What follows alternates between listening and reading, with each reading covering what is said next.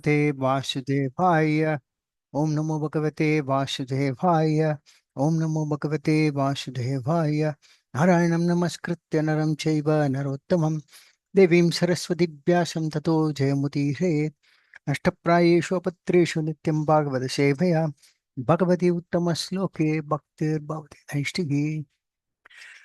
Hare Krishna, welcome you all to this today's Ekadasi uh, occasion. We are discussing today on Bharutini Ekadasi.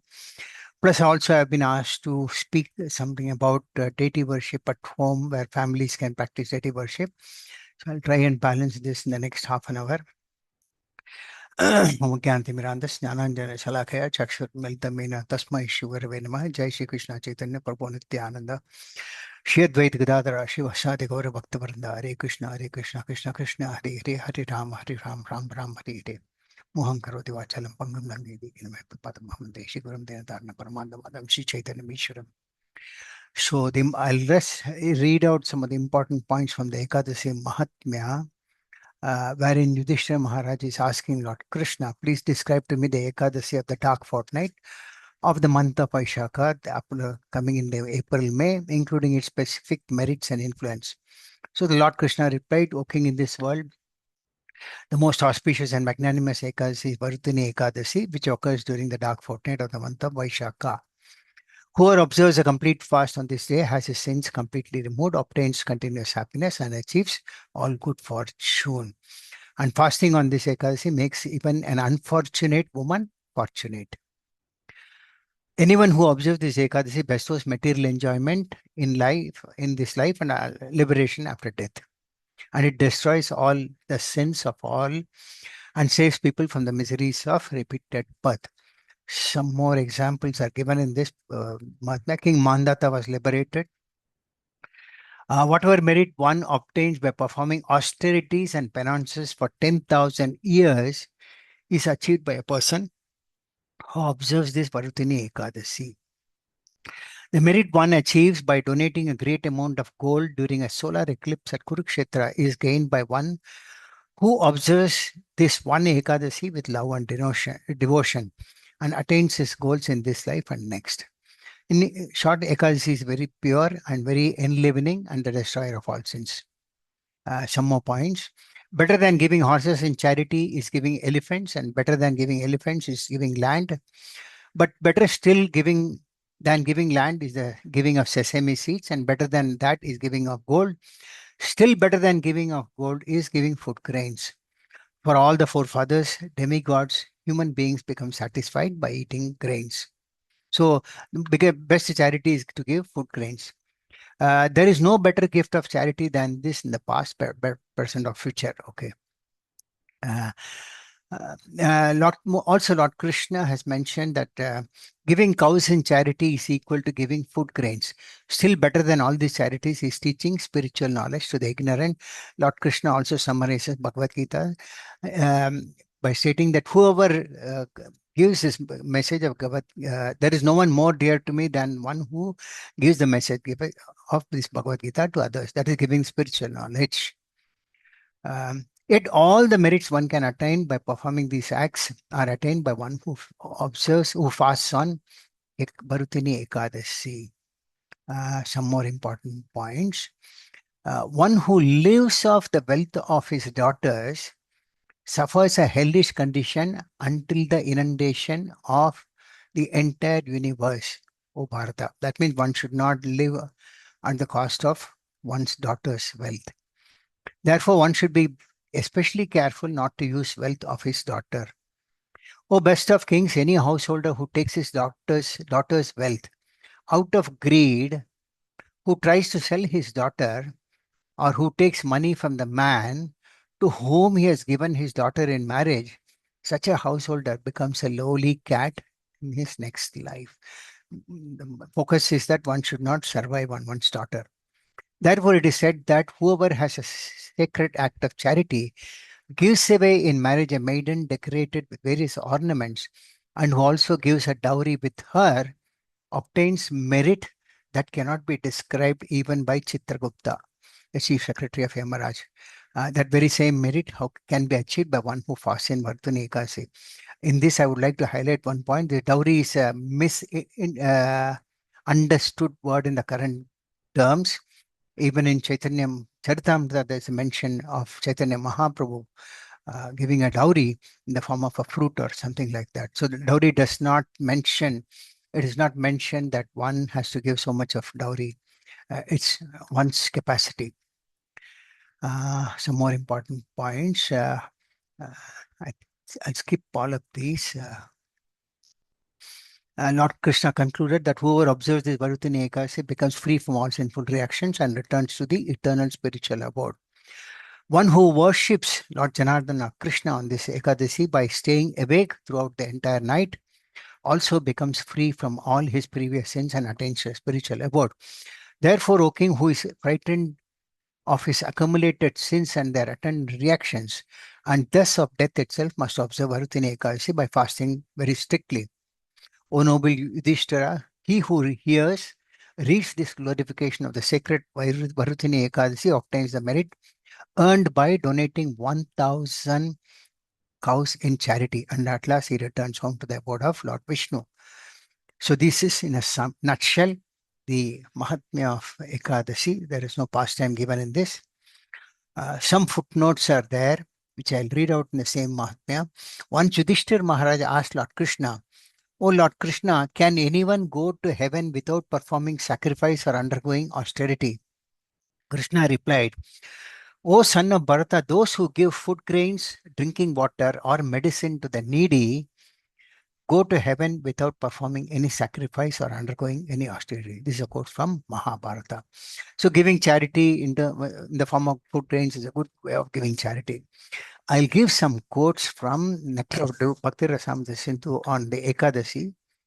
It is said in the Brahmavaivarta Purana that one who observes fasting Ekadasi on Ekadasi day is free from all kinds of reactions to sinful activities and advances in pious life. The basic principle is not just to fast, but to increase one's faith and love for Govinda or Krishna. The reason for observing fasting on Ekadasi is to minimize the demands of the body and to engage our time in the service of the Lord by chanting or by performing similar service. The best thing to do on fasting days is to remember the pastimes of Govinda and to hear his holy name constantly. So the previous point which I mentioned in the Mahatmya were more or less from the Karmakanda sections. But as Vaishnavas, we observe Ekadasi because Ekadasi we are very dear to the Lord. And it is one of the fasting days along with other festivals which we'll come to. So it is mentioned that out of the 64 limbs of devotional service, the ninth one is observing the fasting day on Ekadasi. Also, ecstatic love for Krishna can be aroused on the days of Ekadasi, which are also included in the festivals. So Ekadasi is also considered as good as a festival. Few things give impetus or stimulation to ecstatic love of Krishna, and that is his transcendental qualities, his common activities, his smiling features, etc. So discussing on these is gives a lot of impetus uh, for one's spiritual life. On one such occasion for remembrance in Ekadasi, which comes twice a month on the 11th day of the moon, both waning and waxing. Yeah, Ekadasi is one such occasion for us to remember Lord Krishna. On that day, all the devotees remain fasting throughout the night and continuously chant the glories of the Lord. This, of course, depends individual to individual. Old age or sick people may not be able to fast throughout the night, but then Srila Prabhupada has given concessions to such devotees by taking non-grain prasadam on Ekadasis. And all the spiritual engagements are our real birth that never deteriorates, that includes observing Ekadasis. Ultimately, all these Ekadasi is an austerity to please the Lord, which should ultimately lead us to a stage of leading a pure Krishna consciousness life. On Ekadasi days, we chant more, we serve the Lordships more than the other normal days. And our constitutional position is to serve, which is what Sri Chaitanya Mahaprabhu also said, Jiveda Sarupoik Nitya Krishna Das. By our constitutional position, we are meant to be servants of the Lord, and we try to serve the Lord as much as possible during Ekadasis and festivals. Now I'll switch over to deity worship. I was asked to focus on deity worship practice at home. So I picked up some points from a seminar which I had conducted long back. Nectar of Devotion mentions 5 potent forms of devotional service. That is chanting the holy name of the Lord, hearing Srimad Bhagavatam, uh, uh, associating with devotees, worshipping the deity, and living in a holy place. So, out of the 5, one of them is worshipping the deity. You will understand a few important points. In deity worship, there are a lot of important activities, and all of them are beneficial to the householders.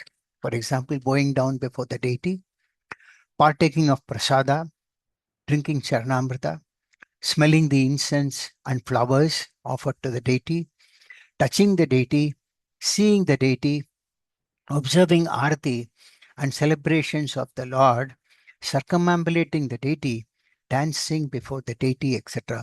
So, if one is able to practice deity worship at home, they have the benefit of all the above, whatever points which I have mentioned. And also, it is one activity where all the 9 processes of devotional service mentioned by Prahlad Maharaj are performed at one stroke. That is Archanam Vandanam Dasyam Sakyam Atmanivedam Shravanam Kirtanam Vishnu Smaranam Archanam Vandanam Dasyam, so forth. So in one Archana, we can perform all the others also. We also sing uh, while we perform Kirtana, while we do Archana. So that is another added benefit. Uh, there is a mention that a place where deities are worshipped is as good as a temple, and is in fact, the deities being worshipped at home are an expansion of the temple deities to which one is connected to and serving. I'll explain this again. Everyone is connected to a temple, some other temple. If not, they should be connected. And if they are connected to a temple and they have deities at home, the home deities are considered to be an expansion of the deities in the temple. There are examples in Srimad Bhagavatam, which I will give you a quote. One example is Maharaja Parikshit, Maharaja Ambrisha, who followed all of the devotional processes. Sri Sukadeva Goswami says King Ambrisha was the first of all who concentrated, Maharaja Ambrisha first of all concentrated his mind on the lotus feet of Lord Krishna. He engaged his speech in describing the pastimes and activities of the Lord. He engaged his hands in washing the temple of the Lord. He engaged his ears in hearing of the transcendental glories of the Lord. He engaged his eyes in seeing the beautiful deity in the temple.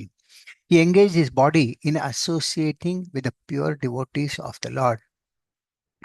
When you associate with someone, you have to sit down together, eat together, etc. And in this way, the touch of your body with his body is inevitable. Amrish Maharaja made his association only with pure devotees and did not allow his body to be touched by anyone else. He engaged his nostrils in smelling the flowers and tulasi offered to Krishna, and he engaged his tongue in tasting Krishna prasada, food prepared specially for offering to the Lord, the remnants of which are taken by the devotee. Maharaj Ambrisha was able to offer nice prasada to Krishna because he was a king and had no scarcity of finances. He used to offer Krishna the most royal dishes and would then taste the remnants as Krishna prasada.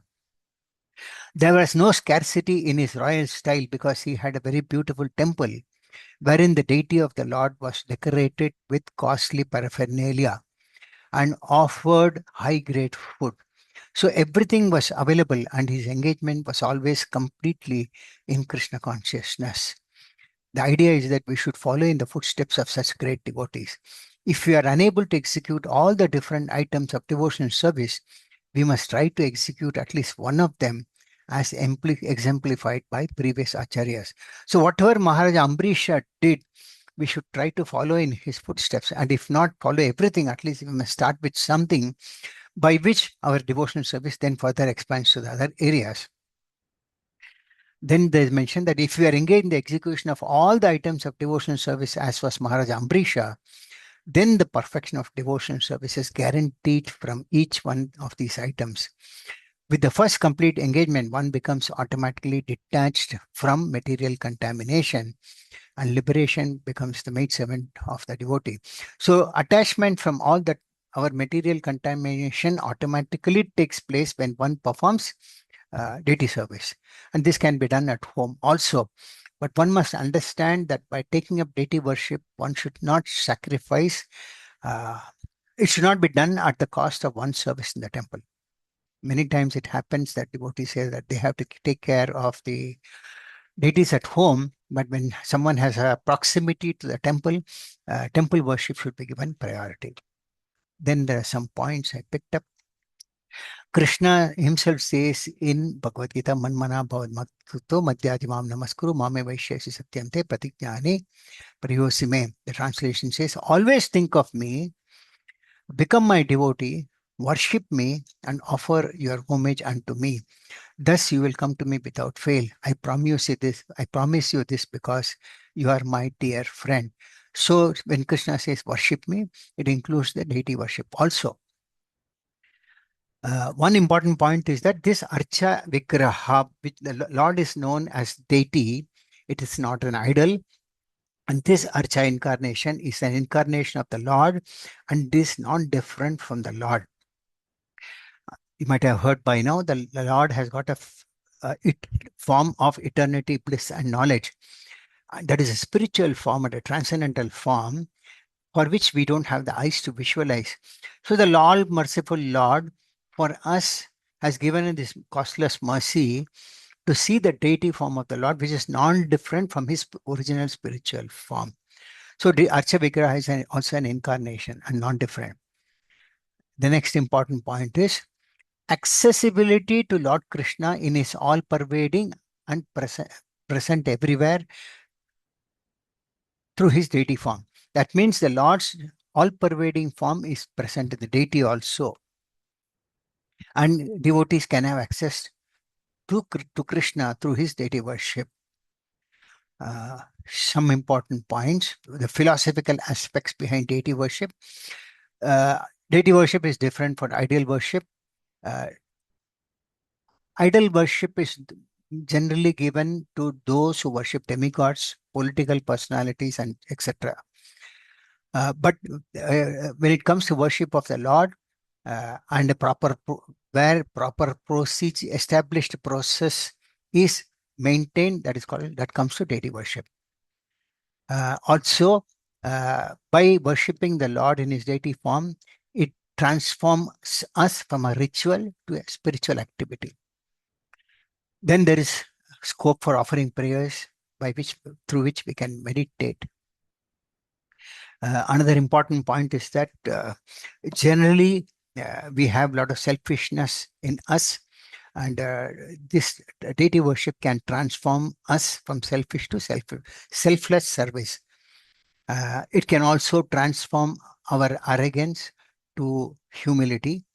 It can also transform, we all have envy. It can transform our envy to reach a stage of appreciation. Plus, of course, the last point which I meant to mention was transform ritual to spiritual. So can rituals be adjusted? Yes. Without losing the essence and under the proper consultations and guidance, rituals can be adjusted. For example, Aarti timings. Uh, uh, Temples may have certain standards of worship, but at home there is a flexibility in terms of timings. Of course, this flexibility does not mean that every day timings can be changed. The flexibility is that if the sometimes temples may be doing perform Aarti at 4:30, we may not be able to do it at home at 4:30, so we can do it at 5 also. This flexibility is there, not changing every day. Also, it is said that Aarti means before night. That means we do the service before night. We start the service before night itself. Lord accepts the flexibility in timings according to time, place, and circumstances. That's why the Lord is known as Bhavagrahi Janardana. Uh, when human beings properly worship with standard ritual and love offer to the Lord what he has given us, the entire world prospers and Lord bestows more grace and supreme goal. That means what it is the Lord who is the proprietor of everything. And when we take what Lord has given to us for use in his service, whatever he has given us is temporary with us. Nothing is going to remain with us. So if we are using whatever the Lord has given us in the service of the Lord becomes very pleased. And if this way the Lord is pleased, the whole world becomes happy.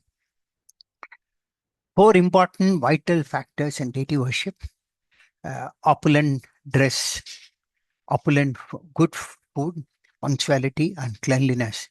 Of course, these can be varied to one's capacity at home, uh, but consistency is very, very important. Of course, festivals consistency may vary. In the seventh canto of Bhagavatam, there's a mention of transforming a place into a holy place. I will not read the sloka because I don't think I'll have time. The translation says, auspicious indeed are the places where there is a temple of the Supreme Personality of Godhead, Krishna, in which he is duly worshipped, and also the places where there flow the celebrated sacred rivers mentioned in the Puranas, the supplementary Vedic literatures. Anything spiritually done there is certainly very effective. That means even at home, wherever discussions of Krishna Katha takes place, where glories of the Lord are chanted, that place is very, very effective. There are multiple benefits of performing these activities in one's home during the deity worship also. Then the third canto of Srimad Bhagavatam, there's a mention that deity worships brings purification from one's material contamination. We all have a lot of material contamination. The six anarthas: lust, anger, greed, envy, pride, and illusion. But by performing deity worship, one can become freed from these six anarthas. Example is given that by his piety, Vidura achieved the advantages of pious Kauravas. After leaving Hastinapura, he took shelter of the many places of pilgrimage, which are the Lord's lotus feet. With a desire to gain a high order of pious life, he traveled to holy places where thousands of transcendental forms are situated. So wherever the Lord's deity form is worshipped, whether at home or in a temple, uh, they are all considered to be holy.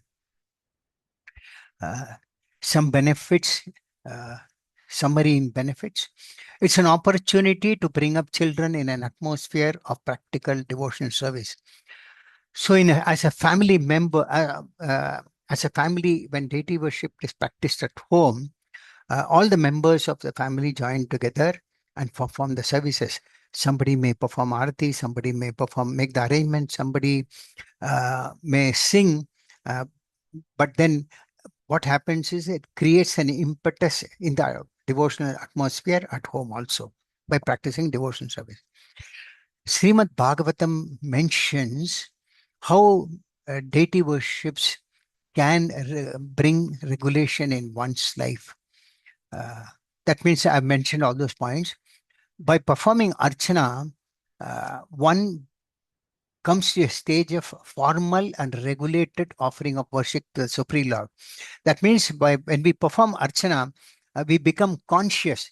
When there is no deity, there may not be any systematic consciousness. But when someone worships the deity, we will become conscious. Oh, I have to cook something for the Lord. It's getting time for offering to the Lord. So all these things build up automatically within us at home. Also, one takes shelter of the Supreme Lord completely by performing deity worships. General tendency is to avoid service to the Lord, but deity worship transform that to a brings transformation by which one is uh, uh, rather put into a situation or circumstances where he has to render practical devotional service at home. Otherwise, one becomes very casual in devotional service at home also. Another important point is that out of 64 items, Bhakti Rasamrita Sindhu mentions 64 limbs of bhakti, and most of them, more than 30 plus, are related to deity worship. Examples are like accepting incense, mahagarlands, etc. In Pancharatra Padipa, there's a quote that neophyte is not on the spontaneous platform. Hence, he needs proper place and time, etc., to worship the Supreme Lord. Another point is that the descent of the deity form of the Supreme Lord is a costless mercy on the neophyte. So, when we worship, it's a costless mercy that the Lord has given us. A neophyte has a general tendency to quarrel with others, but by worshipping the deities, this quarreling tendency is reduced. I won't say zero, gets reduced, minimized. One important point is that, therefore, to purify the ego, deity worship is required. We all have a lot of ego within us, and by performance of deity worship sincerely, our ego is transformed to pure ego. Real ego is, I'm a servant of the Lord. Because when one is absorbed in deity worship, there is no time to quarrel, and due course of time, they get purified and do not quarrel. Deity worship helps change neophytes' vision.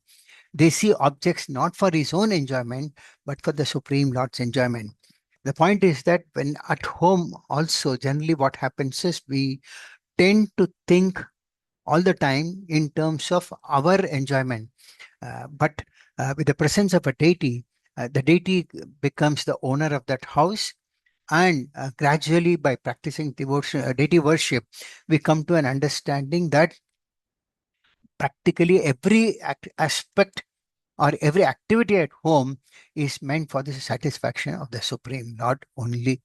So these are the benefits of deity worship at home, and it is an opportunity for everyone to be a part of it. With this, I conclude the class for the day. Anyone has got any questions, any comments, they can ask me.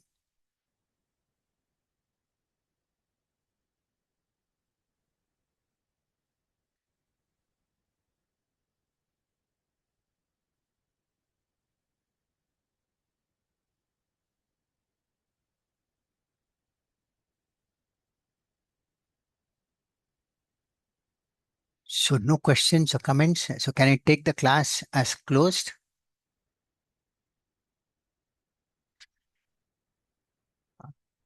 Thank you all very much.